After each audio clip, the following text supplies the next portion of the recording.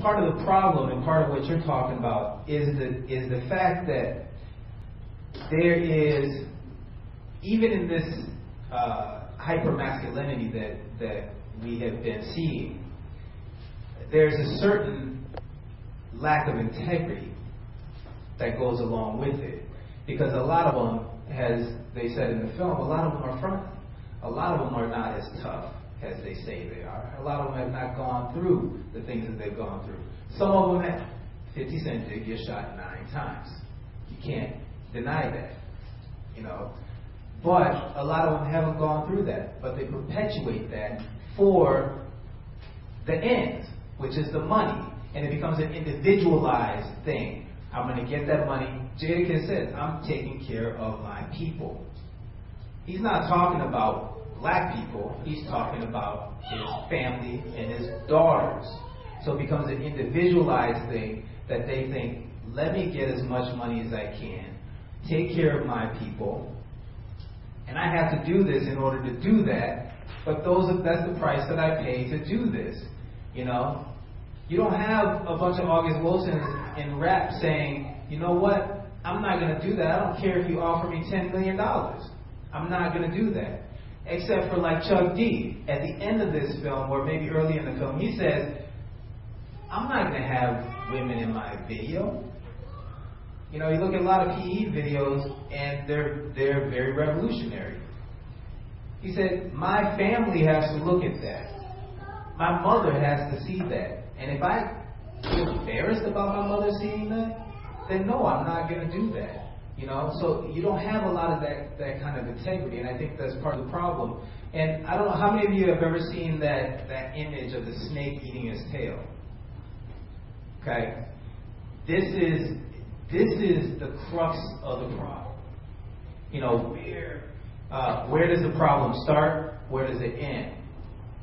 You know, is it the conspiracy? Is it the money? Is it the violence? Is it the you know, the brother talked about getting shot. Was he shot because of the violence that has been perpetuated because of the power structure and or is it from the music, or is it, you know, you end up getting into this cycle where it is consuming itself, you know? And so you start to wonder about where does it start, you know, and what's the solution? Because do you cut off the head? Do you kill hip-hop music? Can you kill hip-hop music? And I'll end that there. You want to... Brother. You had a question? Yeah. There were a couple of things in the film that kind of touched on some of the emotions. One, I saw a lot of cats with no talent. Get paid, no problem. Because collectively, in my lifetime, that's been an issue. Number 2, when that old hip-hop explosion kicked off, I was living in Southeast DC. That's Southeast where I come from. But now, there were some things that weren't really addressed in terms of, say, the whole gangster image. Now, I remember in Faster, as a matter of fact, this kid was in one of my cliques, Keith Jackson. I popped across the street from the White House. And the very next night, George Bush was holding up a house bill. Okay, the significance of that for me was this. Months later, it is made aware that it was about the Allen Conference camp. And with all of that, I call it systematic depopulization. The guns and all of that, and the toughness to kill and all of that and all that. And it was just a hype, like I said, for an avenue, if you will, for some technical cutting. No problem with it, but there's no talent. I mean, the guys with talent, the Chuck D, he was one of my favorite rappers. Really got no play.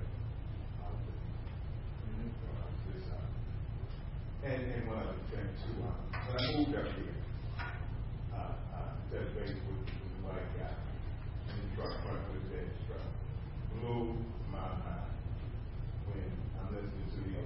Bergen kids, Grizzly, and Coon Rapids, and those other rappers, like they grew up in DC or Baltimore. And I think that the monetary aspect, I do get it. I just kind of wanted to make a broad statement about the overall, kind of similar to what Brother James was saying, is that we kind of know, who's behind all this stuff. We know. You can look on your calendar every day of the week. There's a conference going around that we're presenting about. And a lot of times, white folks making money off of our stories. We can recite, such and such said this, and such and such said that, and they did this research on this and research on that. I mean, it's great. Don't get me wrong, we need research. But more so than research, we need doers. We fly over thousands of neighborhoods to go, give keynotes and recite other people's research on us. That's great. I mean, don't get me wrong, it's great. It's great to write books. It's great to do research, but I'm more so, let's get out. I'm mad too. Don't get me wrong. I'm mad. I know it's a conspiracy, but you will rarely hear me wasting a whole lot of time about what they've done to us. We'll laugh, like on the way over here, we'll laugh and talk about it. Because I grew up, on a farm where we own our own land, we were still victimized by the prices that they gave us on our crops. When I talk about my dad saying about, only listening to Motown sounds, I understand, brother, that there was a lot, going on there. I remember Marvin Gaye, Trouble Man. That's a song that Marvin Gaye has, Trouble Man, that really just kind of touched my soul. Nothing against rap music, because I still listen to rap music now. I just think we as a people, and it's the same thing like this brother was talking about, that I think is happening in the black church. We say come as you are, but that's not really what we mean. Because if you show up, if a young black kid shows up to the church house with pants hanging off his behind, with a hat turned backwards, they gonna tell him to get his ass up. You ain't welcome here, you got to go. But guess who will say come as you are? The Bloods, the Crips, the Ice Lords, the GDs. You can really come as you are. You can come exactly as you are. With your pants hanging off, with an ounce of dope in your pocket, with a blunt in your mouth, and a Newport behind your ear. You can come as you are. I think we have to, and the thing that I appreciate as negative and as demeaning as hip-hop is today, I use it as a tool to connect with young people. The easy way, one easy way, and you can try it yourself if you think I'm alive. If you want to connect with young people, you walk up to them and you spit a verse of a current song, or you touch base, man, you heard that new Ross? Boom, you got a relationship right there. What does this do about Ross? And right then, I can start talking to them about the stuff that I really want to talk to them about. Getting the education, getting off the streets, respecting your girl, respecting your kids, spending time with them. But if you come at them with this, pull your goddamn pants up, you young niggas don't know nothing. If you come at them like that, you ain't gonna never get them. You ain't gonna never get them. Well, Becca, I definitely agree with what you're saying. And, it's not hard to get disconnected from, me growing up in a similar type of neighborhood, but it's what my friends from the city called the country ghetto. And this is a hip hop. And all of those guys, we were a little urban and a little country, But at the same time, especially even going to HBCU, and I was in college when Tupac and Biggie were here, and how everybody came together and talked about country rap and all those things. I think I was into old school, but I've never really been into the contemporary stuff, especially for many of us who became more academic. And especially when you get to grad school, you begin to kind of lose that kind of particular contact and we want to intellectualize. So there is a history, and the intellectualization really belongs there. But it still goes back to The primary reason I went to grad school because I saw what crack did with my neighborhood. I wanted to do the research for my own people, but I wanted to be applied. But again, it's not only hip hop. We want to do this for because the hip hop just become an indicator of the world that we continue to live in. Because as a researcher, when I present on black things and I talk to my white professors, they act like I'm the expert.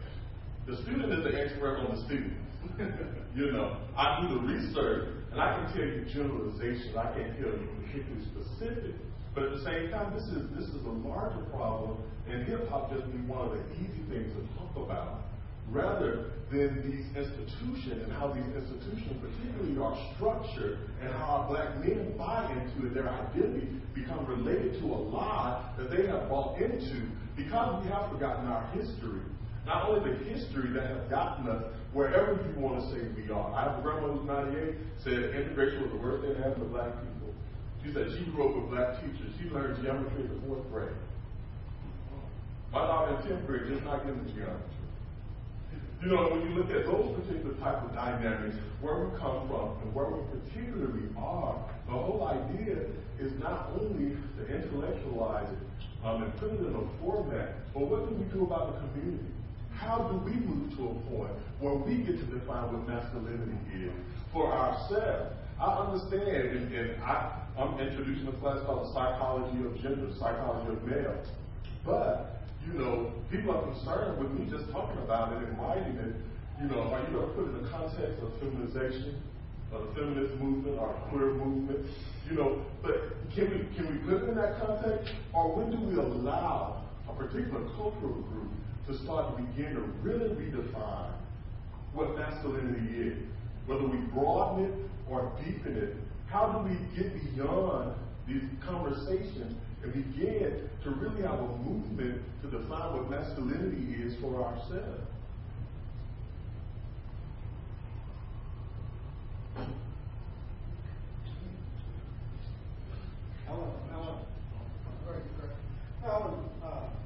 I think what we have to do now, we have to get ready to make what's happening now not cool. That is, I bet you a lot of people just like me, when I lived in North Minneapolis, even I lived out there, I got tired of walking out and having cops come out in the front yard looking for spent bullets because the neighbors had shot each other. I got tired of coming home, people riding my garage, and they're annoyed when I'm home. They're like, what you doing home? I got tired of that kind of community. And so, what he was saying, it's like, that's having a 6th grader being shot by doing her homework. So, and what you were saying, this is my life, and people are, and what you were saying also about, hey, people live that stuff, okay. Imagine if white America was defined by people rapping about meth and the trailer park every day. Yeah, when I wake up in the trailer park, I got my meth cooking. That was all they were hearing. You were like, what the hell? That was not past muster. We could just identify with a single story. Gangster rap, that's what we are. We're hit with hard, we're tough. And there are people like me. I'm a single dad. My brother's a single dad. I don't know anybody nobody in my immediate family has gone to jail. But there are other stories out there that are worth telling. But what happens is the powers that be say, hey, this is the story you gotta tell, and this is what we're gonna push. So yeah, you can have that story, but it has to be a muted story among a myriad of other stories that show an alternative. So we got to figure out a way to make this stuff not cool. I think that there are brothers out there that want to give up the gun, want to give up the gun life so that they can walk down secure and not have to go, to the grave at 22 years old. Those are some damn sobering statistics we saw in the movie. I think that we got to say this stuff ain't cool. We want to live to be 89 years old, dying with our grandchildren around us. And we got to figure out a way to put that story out there. And it begins with all the institutions that we have, from the churches to our civic organizations. We got to get out there and say this stuff isn't cool. We got to direct our focus on where the problem is. And this top-down structure is that this is sort of the only story that we're going to allow. See, it takes, brothers, like, I don't glorify it because I lived it, so there's no glory there. You know what I'm saying? Those that ain't lived it, they glorify it because they only can imagine. You know what I'm saying? But I'm speaking for me. That's why I do what I do with such a passion. You know what I'm saying? That's why I'm so about A&E and style, because I live it. don't have to go through it because I did. You understand what I'm saying? And it's going to take brothers like that these brothers can relate to.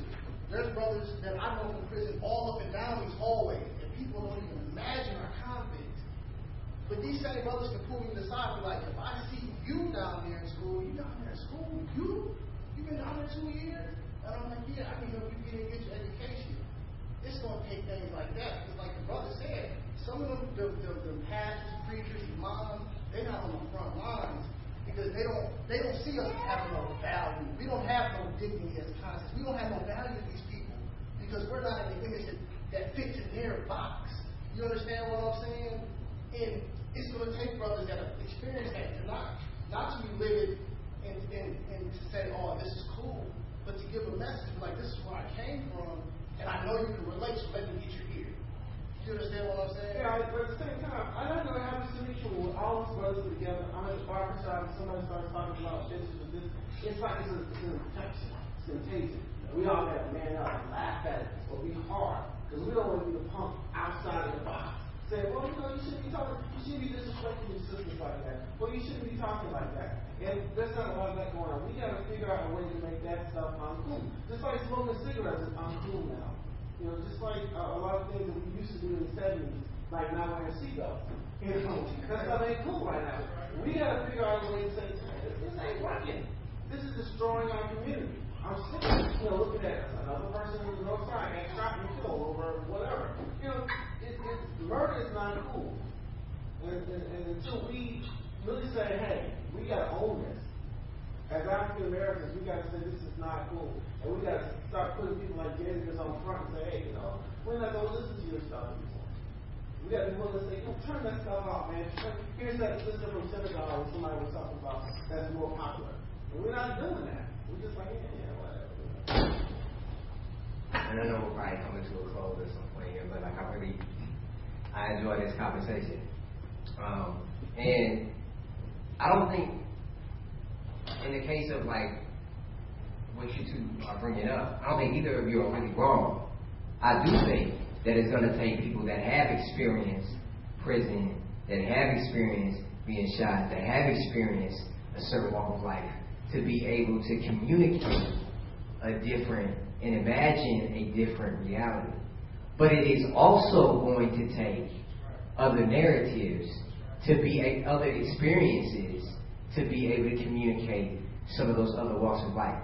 Because not everybody has grown up in a broken home. Some of us had 2 loving parents. Like some of us, daddy was there. And in the case of my son, both of my sons, that will be their narrative. But I think that a lot of times we feel as though they have to have had their battle scars. And it's not that I'm saying that you're saying that, but I think that the culture is that they have to have had their battle scars. Well, you had to go through your phase where you was going through all this stuff and, you was in your days of rap and you shot a class. And, all this kind of stuff, it's like that doesn't have to be their narrative. They don't have to go through that. And I don't want them to go through that. And I'm going to make sure within my power that they're not going to go through that. So as far as those things are concerned, I think that we need to be able to understand that it's more than one narrative. A very pivotal point for me when I was watching the movie On the Life of Malcolm X by Spike Lee. When I was watching that, a very pivotal point for me in that movie was when Elijah Muhammad, all his problems aside, when he presented to Malcolm this cup of water, and it was this dirty cup of water, and then he also presented this clean cup of water, and he said, if you give people an option to choose, what cup of water do you think they're going to choose? People don't want to drink nasty water, I'm not going to promote that. I don't think that any rational person is going to promote drinking that dirty cup of water that was presented. They want to drink the clean water, right? So, in terms of how it is that we're talking about cultural production, we need other choices because right now we don't have other choices.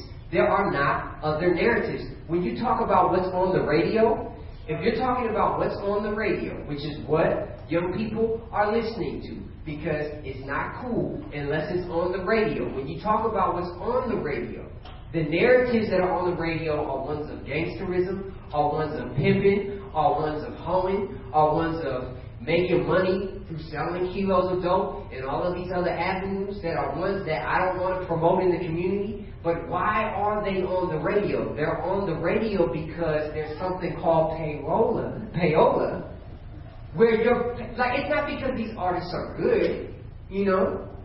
It's because it's being paid and advertised and promoted to be on there by companies that have means beyond means to do so. And so when you have radio that's owned by Clear Channel and that's owned by just a handful of companies, you know, and they're the ones that are they're determining what's on the radio.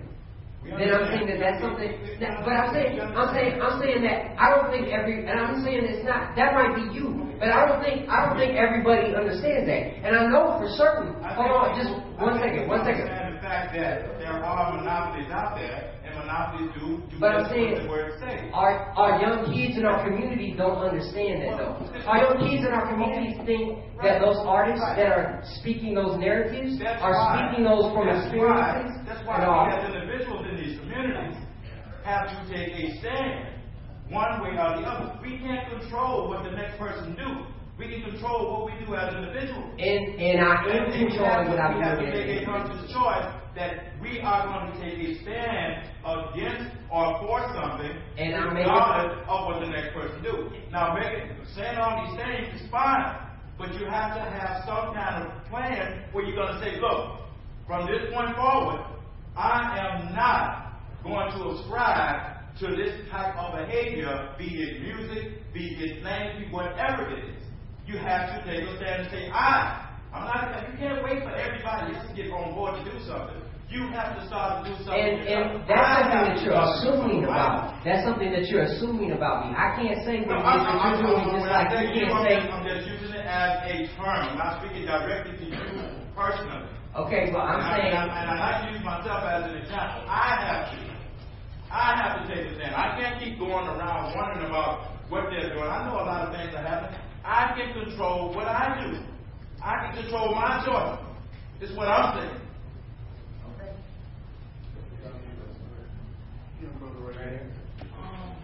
I'm gonna ask a question. I was over there and I did that. But I was trying to understand what y'all like negatively connotating like what hip hop is and what it's like bringing. Because you know what I'm saying. Like I'm a big hip hop person myself. Like I got a lot of different genres of who I like, and it's like who I would think should be doing what they do, but they still do it. And I don't feel like it's negative. It just depends on your personality and how you take in what you listen to on the radio. Like if you hear this, that don't have to be, you know what I'm saying? You could be that person that be, you know what I'm saying, that like to listen to that type of, you know what I'm saying, that type of style. But at the same time, you know what I'm saying, we all got our own minds. So, you know, I kind of agree with you to a point, but from my point of view, when I listen to rap music or hip hop or certain artists, I look for different type of things. Like certain hip hop that I listen to, the artist might be saying one thing to the viewers and that's all they caught, but that's not what he was really saying. So for you, you may perceive rap or whatever you listen to, genre you listen to, and you may say, well, hey, if an artist saying bitch this, bitch that, I mean, it's your choice. I don't listen to that. I get into this here right here. But a lot of times what I think the brother here is saying and what other people are saying is that, you know, like, we got some younger kids here that's listening to some hip hop that may think what Lil Wayne is saying is cool about codeine syrup. Like, I just dealt with it, not to make it short, and I can let you speak, but I just dealt with a client that came in that was 17 at my job today, and he come in off codeine and syrup, okay? Now, I got to get him into treatment, but the whole thing is, and I'm making the story short, he think it's cool because he listened to Lil Wayne. That's my point Now, I'm old enough, and there's other brothers that's your age and other sisters your age old enough to know, like, I never deserved that. It's so stupid, but I like Lil Wayne as an artist. But do you see what he's pushing out there? That is so horrible, because it's somebody that weak-minded that didn't have no dad to tell him, yo, you can't do Kobe's shirt. This brother got it in his system so bad, he got hit by a car, and he still don't feel the stitches he got put in because his body got painkiller all through his blood. Why? Because that's all he do is drink, and he think it's cool. You see what I'm saying? So I get what you're saying, and it's gonna be two sides, because the younger generation will always think like, man, it's hip hop. Y'all might be old, y'all might. Man, we don't go for that. I don't go out and shoot nobody because I heard so-and-so say shoot somebody. Me neither. But it is doing something to our community, man. You know what I'm saying? Hip-hop developed like that, though. Like, that's how, I ain't saying hip-hop started with the whole, bitch, shake that, you know what I'm saying? But it kind of evolved because we went from NWA talking about fuck the police. And then all the history behind NWA and all that. So all that just kind of got together and it formed what we got today. You know what I'm saying? So you can't knock it because it's there, but you can prevent it from, like, what's a 5-year-old doing listening to Lil Wayne anyway? My 5-year-old, he's gonna do it. He's gonna hear ABCDEFG. Well, here. One of the things I was going to say at the end, but I think it's appropriate now, is that the art form itself is not the problem. The art form itself is a form of expression, and it's a pure art form. It's a lyrical art form. However, it's how it's used to influence hip-hop culture and culture in general. Hip-hop culture, black culture, and culture in general. And so, it's to me, it's just like,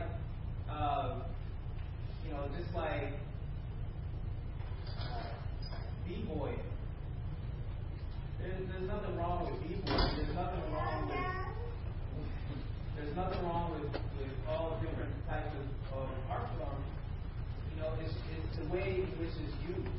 And there's a focus on that because of the way music works. Music works across culture. Music works because it's a lot of times it doesn't require even understanding the music. There's German hip hop, there's French hip hop, there's all kinds of different hip hop because they listened to the form and then started to tell their own stories through the form. So the music, the culture itself, it's complicated to even say. The art form itself is not problematic. It's what is being done with the art form from the artist making a choice of what they're going to say, who hears it, and how it influences them. And also the powers that are interested in using that to their own ends. But I listen to hip-hop music. I listen to Jay Electronica. Jay Electronica is one of my favorite artists right now. But when he starts, talking about shooting up, I skip. I don't need to hear that. I listen to the esoteric knowledge that Jay Electronica is trying to put out there. That's what I'm learning from him. I'll listen to Jay-Z, I listen to Kanye West. But I also listen to De La Soul, who talk about being fathers and trying to raise their kids. Right, so you have that's where the personal choice comes in. You as an individual, this brother said he listened to Rick Ross, and he has his reasons for listening to Rick Ross. I personally, I think I've heard, maybe half a song of Rick Ross. Because I just so he gets different things out of it. And when I listen to Jay-Z, I get different things out of it. I'm interested in him in terms of how he was able to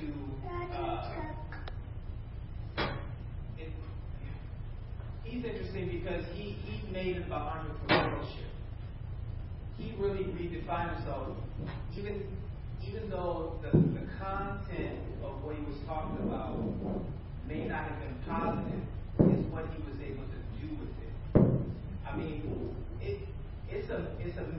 thing. It's a huge thing that you have a hip hop artist that is co-ownership and basically the face of a major league team in America.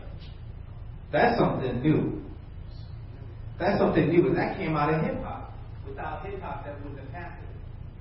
You know, and he's talking to the president. You know what I'm saying? I mean, you know, growing up listening to, Tribe or Jungle Brothers, would I have imagined that any one of them would be like phoning the president? That was completely, or owning a basketball team. That just wasn't even in the realm of imagination. But it wouldn't have been possible without hip hop music. You know, so it's not the music is not the negativity; it's the content of the music and how the music is used. I'd like to say real quick, Brother Lewis. I think this has been a great panel. It's been a great discussion. What I'd like to say, just kind of from my point of view, wrapping up my thoughts, is I think we need to create a dream team. And when you look at dream teams, they're made up of different people that have different strengths to accomplish one common goal. You got a point guard, you got a power forward, you got a center, and when they're all clicking on the same cylinder, you have something magical. You know, it's a dream. In my mind,